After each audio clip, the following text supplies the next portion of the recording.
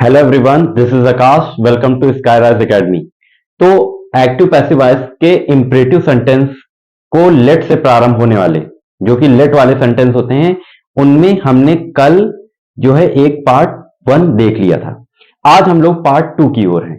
Part 2 में उसी late से स्टार्ट होने वाले सेंटेंस में हमारे पास कुछ और सेंटेंस हैं जिनमें 3-4 रूल और हैं जो आप देख लेंगे केवल देखने मात्र भर से और केवल इसी क्लास को लेने भर से।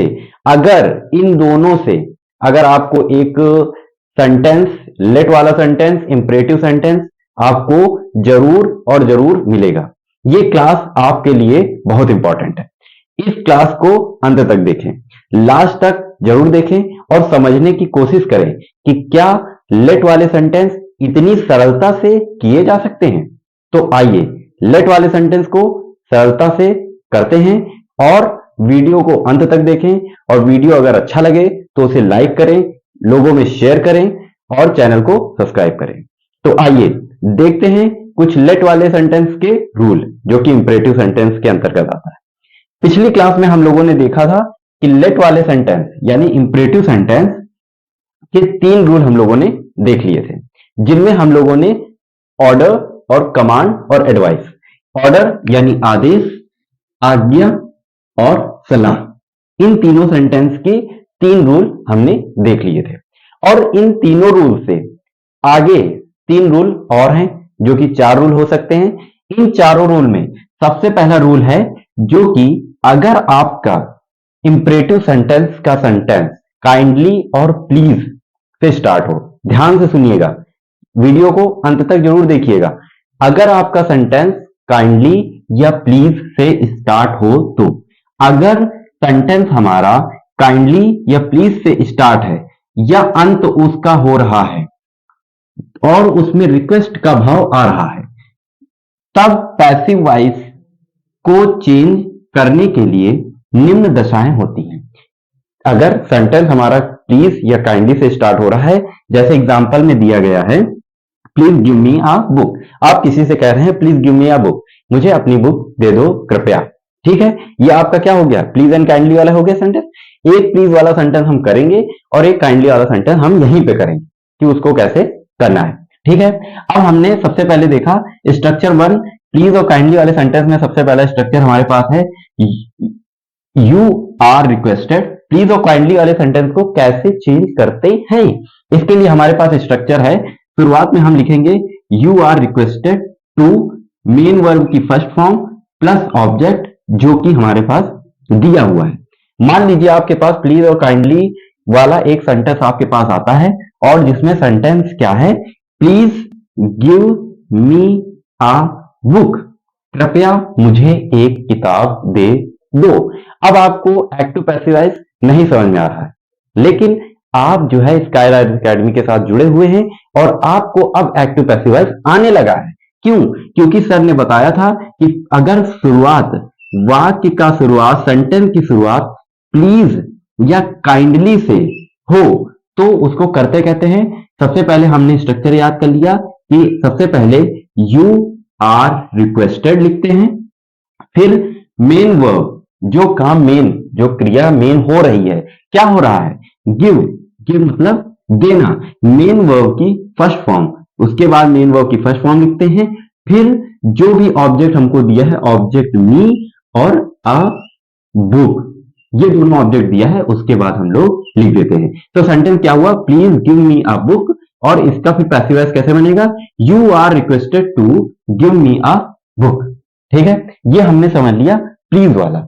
अब एक हम समझते हैं काइंडली वाला। अब यहां पे हमारे पास लिखा है kindly post this letter, kindly post this letter.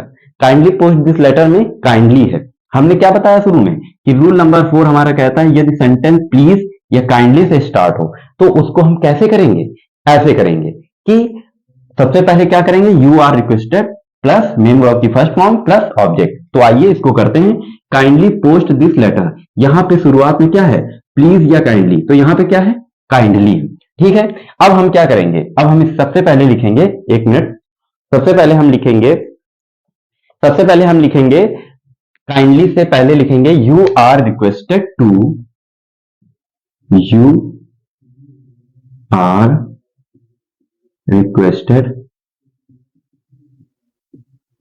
To, you are requested to. अब मेन वर्ब की फर्स्ट फॉर्म, मेन वर्ब हमारा क्या है? Post. You are requested to post. अब क्या है? You are requested to post. अब हमारे पास ऑब्जेक्ट क्या बचा? This letter.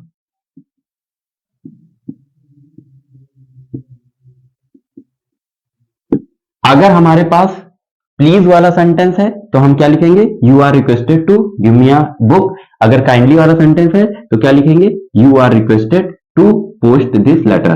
Kindly post this letter. Kindly आ गया तो इससे सबसे पहले काइंडली की जगह हम क्या लिखेंगे? यू आर रिक्वेस्टेड टू, फिर बाकी का जो बचा होगा वो हम एज इट इज उतार देंगे। तो हमने सबसे पहले आप समझ लिया कि काइंडली और प्लीज वाले सेंटेंस को कैसे चेंज करते हैं। बिल्कुल सरल है। क्या करना है? You are requested to plus main verb की फर्स्ट फॉर्म प्लस ऑब्जेक्ट जो कि हमको दिया गया है। ठीक है। अब अगला हमारे पास है रूल नंबर 5। हमारे पास क्या कह रहा है? यदि इंपरेटिव सेंटेंस लेट से स्टार्ट हो तो स्ट्रक्चर या होता है। यदि इंपरेटिव सेंटेंस लेट से स्टार्ट हो, जैसे late it B, late us go, let him back, तो ऐसे सेंटेंस जो लेट से स्टार्ट होते हैं तो उसमें क्या करना है? लेट वाले स्टार्ट, जो सेंटेंस लेट से स्टार्ट हो यानी कि एक्टिव वॉइस का सेंटेंस ही लेट से स्टार्ट हो रहा है, तो उसको कैसे करेंगे? अगर आपके पास एक्टिव वॉइस में एक सेंटेंस आ जाए जो कि लेट से स्टार्ट होता है तो उसका सबसे पहले रूल ये होता है कि उसका स्ट्रक्चर ऐसा बना होगा, यानी एक्टिव वॉइस का सेंटेंस आपके पास होगा let plus indirect object plus main verb की first form plus direct object. अभी बताता हूं कि डायरेक्ट ऑब्जेक्ट और इनडायरेक्ट ऑब्जेक्ट क्या होता है। ठीक है। ऑब्जेक्ट तो आप समझते ही हैं, कर्म जिसपे काम किया जा रहा है, लेकिन इनडायरेक्ट और डायरेक्ट ऑब्जेक्ट क्या होता है वो भी बताता हूं। अब जब लेट से स्टार्ट होने वाला सेंटेंस एक्टिव वॉइस का सेंटेंस है तो उसको चेंज कैसे करेंगे? लेट वाले सेंटेंस को चेंज करेंगे let plus direct object, direct object हमारा ये है, plus be plus main verb की थर्ड फॉर्म, मेन वर्ब की फर्स्ट फॉर्म को किसमें चेंज कर देंगे? मेन वर्ब की थर्ड फॉर्म में, plus by plus indirect object. ठीक है। तो यानी कि अगर हमारे पास कोई सेंटेंस है लेट से स्टार्ट होने वाला जो कि इंपरेटिव सेंटेंस है और एक्टिव पैसिव वॉइस में है, तो लेट से स्टार्ट होने वाले सेंटेंस में लेट की कंडीशन क्या होगी? जो कि एक्टिव वॉइस में होगा वो हमारे पास ऐसे होगा कि लेट होगा, फिर इनडायरेक्ट ऑब्जेक्ट होगा, फिर मेन वर्ब की फर्स्ट फॉर्म होगी। मेन वर्ब की फर्स्ट फॉर्म है तो वो एक्टिव वॉइस का सेंटेंस है, फिर डायरेक्ट ऑब्जेक्ट है। अब इसको हम चेंज कैसे करेंगे? इसको हम चेंज करने के लिए हमारे पास एक दशा है जिसका दशा ऐसे चेंज की जाएगी कि लेट को लेट ही रहने देंगे, इनडायरेक्ट ऑब्जेक्ट को डायरेक्ट ऑब्जेक्ट में चेंज करेंगे, मेन वर्ब की फर्स्ट फॉर्म के मेन वर्ब की थर्ड फॉर्म में चेंज करेंगे, मेन वर्ब की थर्ड फॉर्म से पहले बी और मेन वर्ब की थर्ड फॉर्म के बाद बाई का यूज करेंगे, उसके बाद इनडायरेक्ट ऑब्जेक्ट।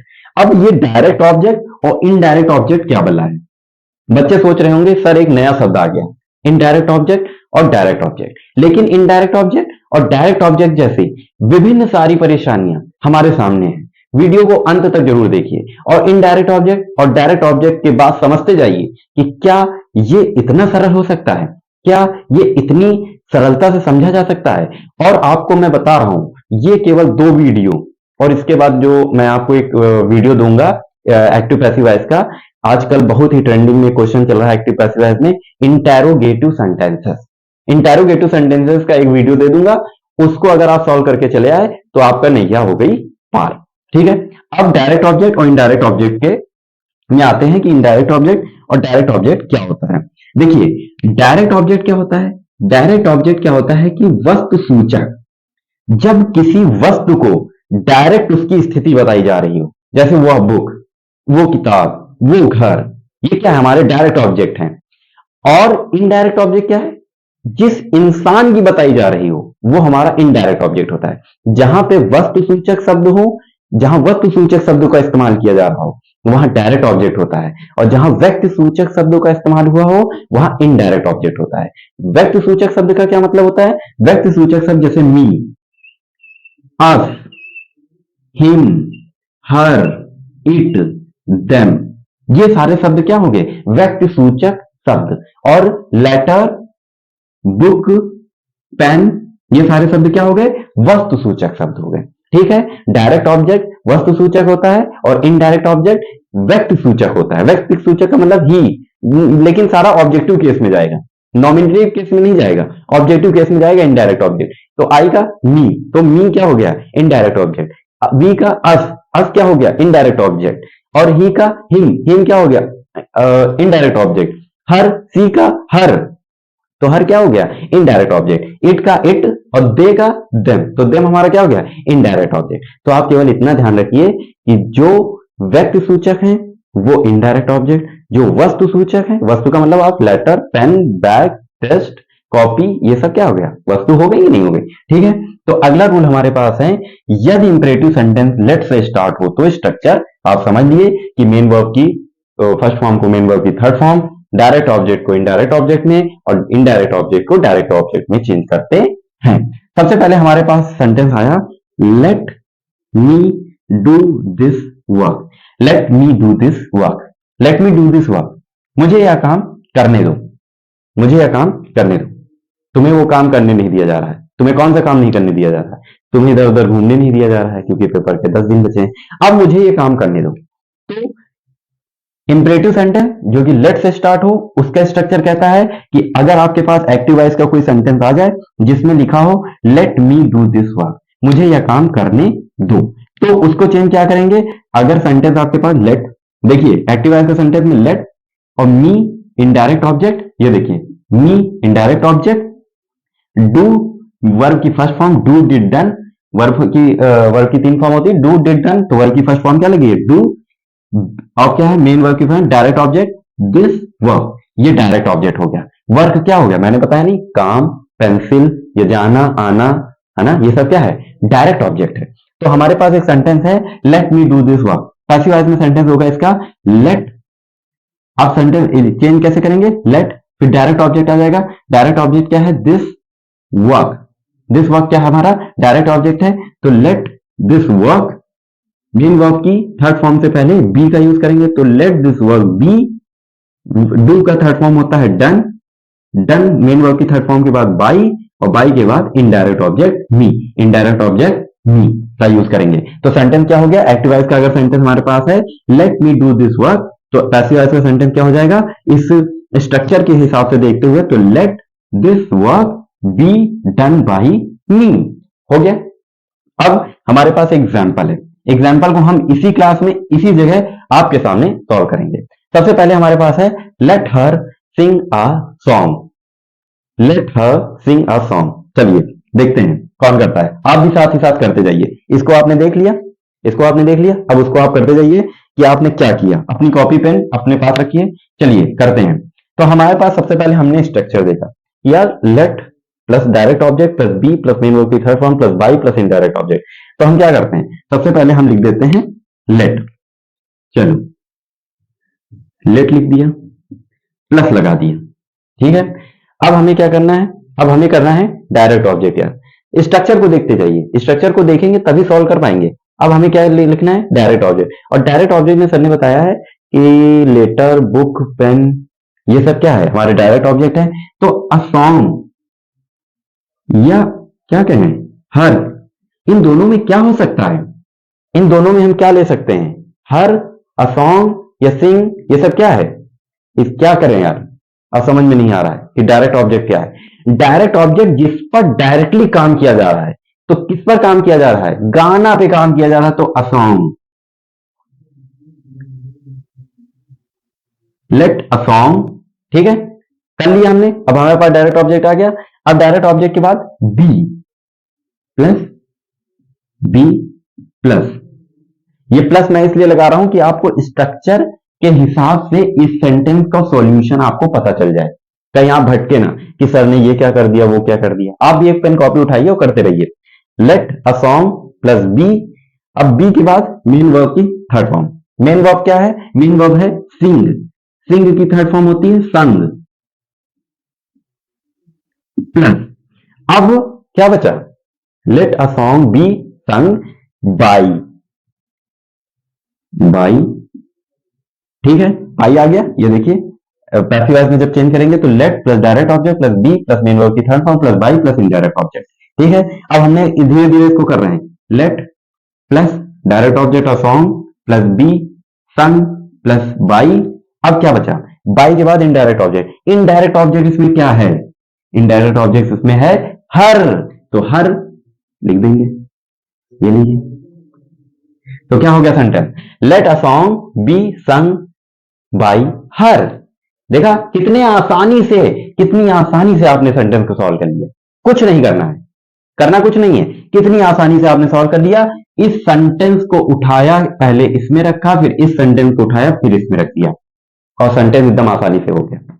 इस तरह पढ़ाई करनी है, इधर उधर की बातें नहीं, केवल पॉइंट टू पॉइंट काम करना है, समझ गया आप।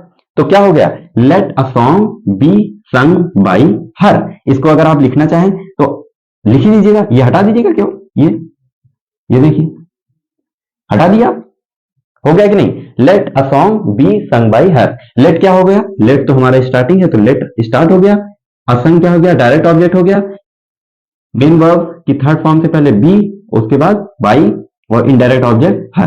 तो क्या हो गया, late her sing a song, तो उसका पैसिव वॉइस क्या होगा, let let a song be sung by her. तो यहां पे मैंने ये लिख के रखा है, देखिए ये नॉमिनेटिव केस, ये ऑब्जेक्टिव केस, आई का मी, ही का हिम, सी का हर, दे का देम, इट का इट, वी का अस। नॉमिनेटिव केस, ऑब्जेक्टिव केस और पॉजेसिव केस। पॉजेसिव केस में पॉजेसिव प्रोनाउन आता है, पॉजेसिव एडजेक्टिव आता है, ठीक है। अब अगला, अगर लेट के बाद अस आए, तो हमारे पास एक सेंटेंस होता है, अक्सर हम लोग बोला करते हैं, let us go, let us sing, let it be, वो लेट के बाद इट वाला है। लेकिन लेट के बाद अगर आपके पास एस आ रहा है, तो आपको क्या करना है, देखिए जल्दी से, लेट के बाद एस आ रहा है, लेट के बाद यदि एस अस आए तो सेंटेंस में क्या करना है, लेट के बाद अस आने की स्थिति में सेंटेंस का स्ट्रक्चर होगा, it is suggested that we should plus main verb की फर्स्ट फॉर्म। आइए देख लेते हैं, let us sing, late us सिंग, आओ गाते हैं, लेट अस सिंग। अब इसको चेंज करेंगे इसके हिसाब से, स्ट्रक्चर के हिसाब से। स्ट्रक्चर क्या कह रहा है हमारा, it is suggested that plus we plus should plus main verb की फर्स्ट फॉर्म। हमारे पास सेंटेंस आ गया, लेट अस प्ले। आपके पास एक सेंटेंस होता नहीं है, लेट अस प्ले, लेट अस प्ले, ऐसा सेंटेंस होता है। तो यहां क्या है, लेट अस सिंग, तो क्या हो गया, स्ट्रक्चर के हिसाब से सबसे पहले क्या लिखेंगे, it is suggested that, it is suggested that, ये देखिए यहां पे, it is suggested that plus we, it is suggested that we should, और सिंग आईएनजी फॉर्म है, तो उसको एज इट इज लिख देंगे, क्योंकि ये कहता है कि it is suggested that we should sing, main verb की फर्स्ट फॉर्म। अब अगला हमारे पास क्या है, let us work, let us work, एक मिनट, लेट अस वर्क हमारे पास है। अब अगला है लेट अस वर्क, इसको सॉल्व करना है। इसको हमने देख लिया, यदि लेट के बाद अस आए तो स्ट्रक्चर हमारे पास होता है, it is suggested that we should, we plus should plus main verb की फर्स्ट फॉर्म। अब हमारे पास क्या आ गया, इसको मैं साफ कर देता हूं। अब हमारे पास सेंटेंस क्या आ गया, late us work, let us work. आइए बहुत सरलता से, बिल्कुल चंद मिनटों में आप सॉल्व कर पाएंगे, कैसे, आइए देखिए, late us work, let us work को कैसे चेंज करेंगे। सबसे पहले हमारे पास स्ट्रक्चर है, इट इज सजेस्टेड दैट, तो क्या लिख लेंगे, it is suggested, suggested that. अब क्या करना है, लेट अस सजेस्टेड दैट के बाद we should, we should, we should के बाद मेन वर्ब की फर्स्ट फॉर्म, मेन वर्ब की फर्स्ट फॉर्म, यहां देखिए, यहां सिंग था तो यहां सिंग हो गया। अब यहां पे क्या है, वर्क है, तो मेन वर्ब की फर्स्ट फॉर्म वर्क। कितनी आसानी से आपने सॉल्व कर लिया, कितनी आसानी से आपने सॉल्व कर लिया, मात्र चंद सेकंड में आपने क्या कर दिया, लेट अस वर्क का it is suggested that we should work. देखा, इतनी आसानी से आप सॉल्व करके आएंगे, पलक झपकते ही पलक का क्वेश्चन सॉल्व हो जाएगा। मेरे कहने का मतलब है, चाहे आपका कोई भी नाम हो, पलक झपकते ही आप क्वेश्चन को सॉल्व कर लेंगे, अगर आप इस वीडियो को अंत तक लगातार देखते हैं। और इस वीडियो को एक बार और देखिए, तब जाके आपको ये अच्छे से आ जाएगा। अगला नियम क्या कहता है, अगला नियम हमारे पास थोड़ा सा पेचीदा है, थोड़ा कठिन है, और थोड़ा सा अलग टाइप का है, बोलचाल की भाषा में, इंग्लिश की बोलचाल की भाषा वाला सेंटेंस है। आप लोग एक चीज जानते होंगे, इंट्रांजिटिव वर्ब, इंट्रांजिटिव वर्ब। अगर पैसिव वॉइस, अगर इंट्रांजिटिव वर्ब का सेंटेंस, वो पैसिव वॉइस का सेंटेंस इंट्रांजिटिव वर्ब हो तो, वैसे इंट्रांजिटिव वर्ब का पैसिव वॉइस नहीं बनता है, लेकिन अगर हमारे पास आया है तो हम बना देंगे, हम बना देंगे। नहीं, मैं अपने मन से नहीं कह रहा हूं, मैं बना दूंगा। आइए बनाते कैसे हैं, देखिए। इंट्रांजिटिव वर्ब का पैसिव वॉइस नहीं बनता है। इंट्रांजिटिव वर्ब जब आपको चैप्टर में पढ़ाऊंगा तो इंट्रांजिटिव वर्ब, ट्रांजिटिव वर्ब और मेन वर्ब, ये चार भाग, ट्रांजिटिव, इंट्रांजिटिव, हेल्पिंग और ये क्या कहते हैं, लिंकिंग, ये चार वर्ब होती है। तो आइए देख लेते हैं इंट्रांजिटिव वर्ब का पैसिव वॉइस कैसे बनता है। लेकिन इंट्रांजिटिव वर्ब का पैसिव वॉइस नहीं बनता है। अब सर हम क्या करें? लेकिन मैं बनाऊंगा, मैं आपको बना के दिखाऊंगा कि इंट्रांजिटिव वर्ब का पैसिव वॉइस कैसे बनता है। आइए देखिए, सबसे पहले हमें क्या करना है। अगर यदि इंट्रांजिटिव या इंपरेटिव सेंटेंस इंट्रांजिटिव वर्ब से स्टार्ट हो रहा हो और ऑर्डर या एडवाइस का बोध हो तो, ऑर्डर या एडवाइस का बोध हो रहा हो, इंट्रांजिटिव वर्ब है जिसमें ऑब्जेक्ट नहीं होता है। इंट्रांजिटिव वर्ब क्या होती है? जिसमें ऑब्जेक्ट नहीं होता है। ट्रांजिटिव वर्ब क्या होती है? जिसमें ऑब्जेक्ट होता है। अगर ऑब्जेक्ट नहीं दिया गया है तो हम कैसे करेंगे, चंद मिनटों में आइए देख लीजिए। सबसे पहले इसका स्ट्रक्चर होता है you are order, you are order to plus intransitive verb. अगर यहां पे ऑर्डर का बोध हो रहा है तो स्ट्रक्चर ये होगा। अगर ऑर्डर नहीं एडवाइस का बोध हो रहा है तो you are advice, you are, या मैं ऊपर कहीं लिख देता हूं, इधर इसी में समझ लीजिए कि यू आर, इसी को ऊपर क्या कर देंगे, यू आर एडवाइस। बस, कुछ नहीं करना है आपको। छोटा सा चेंजेस, छोटा सा चेंजेस आपको बड़े मुकाम हासिल कराएगा। आपको छोटा सा चेंजेस, अगर ऑर्डर का बोध हो रहा है तो you are order to plus intransitive verb, जिसमें ऑब्जेक्ट ना हो, जो आपको सेंटेंस दिया उसी को उठा कर देंगे। लेकिन अगर एडवाइस दिया हो रहा हो तो सर क्या करेंगे? कुछ नहीं करेंगे। सबसे पहले ऑर्डर वाला देखो, तुम लोग भागते हो इधर। सबसे पहले ऑर्डर वाला देखो। ऑर्डर वाले में हम क्या करेंगे, हमारे पास सबसे पहले इंट्रांजिटिव वर्ब का एक सेंटेंस है, सिट डाउन, बैठ जाओ। अब सिट डाउन को इंपरेटिव सेंटेंस में है, लेट से स्टार्ट नहीं हो रहा है, लेकिन हमें करना कैसे है, स्काई सर ने बताया है कैसे करना है। आइए देखते हैं। सबसे पहले हमें क्या करना है, सेंटेंस के हिसाब से हमें चलना है। You are order to, sit down का मतलब आप किसी बड़े से तो कहेंगे नहीं कि पापा सिट डाउन, बैठ जाओ। पापा कहें इतनी चो थप्पड़ मारूंगा ना, मुझे कह रहा सिट डाउन, तो आप अपने छोटे से कहेंगे, या अपनी मम्मी को तो कहेंगे नहीं, या अपने बड़े भाई या मौसी चाची इसको तो कहेंगे मौसी सिट डाउन। मौसी कहें आप बता रहे नान के रहे हमारे सामने, तो मौसी नहीं करेंगे, अपने से छोटे से कहेंगे। तो यानी आप उसको ऑर्डर दे रहे हैं, आदेश कर रहे हैं कि सिट डाउन। तो सबसे पहले क्या करेंगे, you are order to sit down.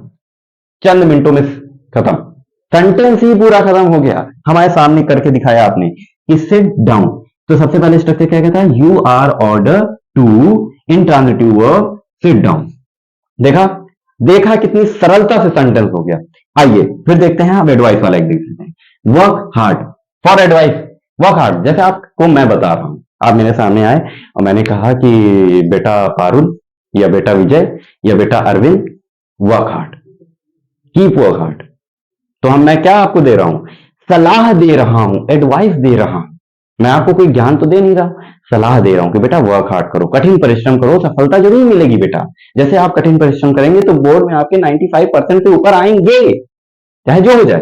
देखिए वर्क हार्ड, वर्क हार्ड के बाद आपके पास है कि हमारे पास इंट्रांजिटिव वर्ब में एडवाइस का बोध हो रहा है। तो हमें क्या करना है, सबसे पहले हमने एक स्ट्रक्चर देखा, स्ट्रक्चर में है यू आर ऑर्डर टू। इसको चेंज कैसे करेंगे, you are order to, you are order to. देखिए स्ट्रक्चर में रख दिया, you are order to plus क्या, इंट्रांजिटिव वर्ब, सेंटेंस के हिसाब से, स्ट्रक्चर के हिसाब से intransitive verb, you are order to work hard, you are order to work hard. इतनी आसानी से हम 4 रूल इंपरेटिव सेंटेंस के सीख गए और एक्टिव पैसिव वॉइस यहां खत्म हो गए। केवल किसका खत्म हुआ? इंपरेटिव सेंटेंस का। ये इंपरेटिव सेंटेंस के 4 रूल ऐसे थे जो आपके हो सकता है, जो कि लेट अस से स्टार्ट हो रहा है, हो सकता है लेट से स्टार्ट हो रहा है, हो सकता है काइंडली और प्लीज से स्टार्ट हो सकता है इंट्रांजिटिव वर्ब वाला डाल दे और आपको समझ ही नहीं आ रहा, वो कह रहा सिट डाउन, तुम कह रहे बहुत कठिन पेपर आ गया, एकदम मार, एकदम पसीना निकले लगा एकदम। अरे पापा पेपर तो अफगानिस्तान से आ, कोई पेपर अफगानिस्तान से नहीं बन के आ रहा है, हम ही तुम्हारे जैसे लोग बनाते हैं उसको। बस वो पेपर का स्ट्रक्चर का, क्वेश्चन का स्ट्रक्चर चेंज कर देता है और बच्चों के नीचे से खुल जाती है ना। क्या करना है? कुछ नहीं करना है, शांति बनाए रखना है और जो सर पढ़ा रहे हैं आपको जहां से समझ में आ रहा है शांति से टॉपिक वाइज पढ़ते रहिए, ठीक है। तो ये आज हमारे पास लेट वाले sentence, imperative sentence, active passive voice के सेंटेंस का क्लास पार्ट 2 था जो कि खत्म हुआ। अब मैं आपको एक वीडियो इस पे और दूंगा। अब आप कह रहे होंगे सर आपने शुरू से तो पढ़ाया ही नहीं। सर कैसे होगा सर, सर शुरू से नहीं पढ़ाए थे। वो इंडेफिनिट, इतना एग्जामिनर बेवकूफ नहीं है कि वो तुमको कहेगा कि प्रेजेंट इंडेफिनिट टेंस को प्रेजेंट कॉन्टिन्यूअस में चेंज करके दो। वो ऐसे ही सेंटेंस लेके आएंगे, वो तुमको सामने इतना छोटा सेंटेंस डाल देंगे, कहेंगे जाओ वर्क हार्ड। अब तुमको समझ ही नहीं आ रहा है कि पूरा साल तो कोचिंग वाले टीचर कह रहे थे कि सब्जेक्ट को ऑब्जेक्ट में चेंज करो, ऑब्जेक्ट को सब्जेक्ट में चेंज करो। यहां साला ना ऑब्जेक्ट है ना सब्जेक्ट है, सॉरी फॉर माई लैंग्वेज, लेकिन यहां सब्जेक्ट ऑब्जेक्ट नहीं है। तो अब क्या करें? कुछ नहीं करना है, स्काई राइज एकेडमी के साथ जुड़ना है बस।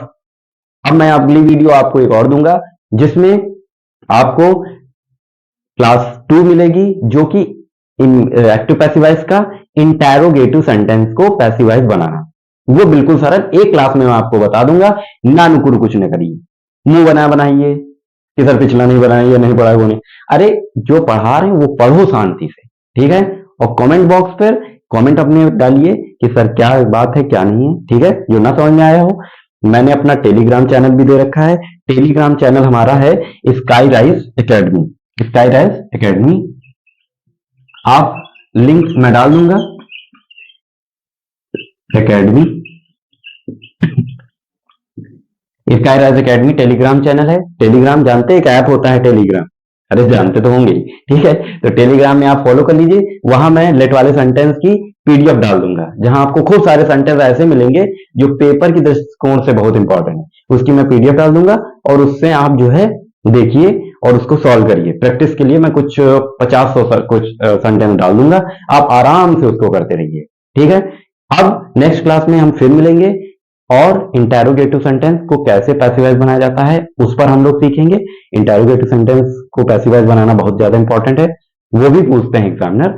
तो हम लोग शायद कल या आने वाले 1-2 दिन में मैं आपको बताऊंगा कि वो क्लास कब अपडेट हो जाएगी आपकी। क्लास को अंत तक देखिए, शेयर करिए, लाइक करिए और वीडियो को अंत तक देखिए। अगर आपके काम का वीडियो है, अगर आप यूपी बोर्ड के स्टूडेंट्स हैं, अगर आप सीबीएसई बोर्ड के स्टूडेंट्स हैं, अगर आप आईसीएसई बोर्ड के स्टूडेंट्स हैं, तो आपकी ये क्लास सोना हो सकती है। मैं तो कहूंगा प्लेटिनम है, हीरा है ये क्लास। तो क्लास को शेयर करिए, ठीक है। हम फिर मिलेंगे, तब तक के लिए धन्यवाद। Keep watching, keep smiling, keep supporting.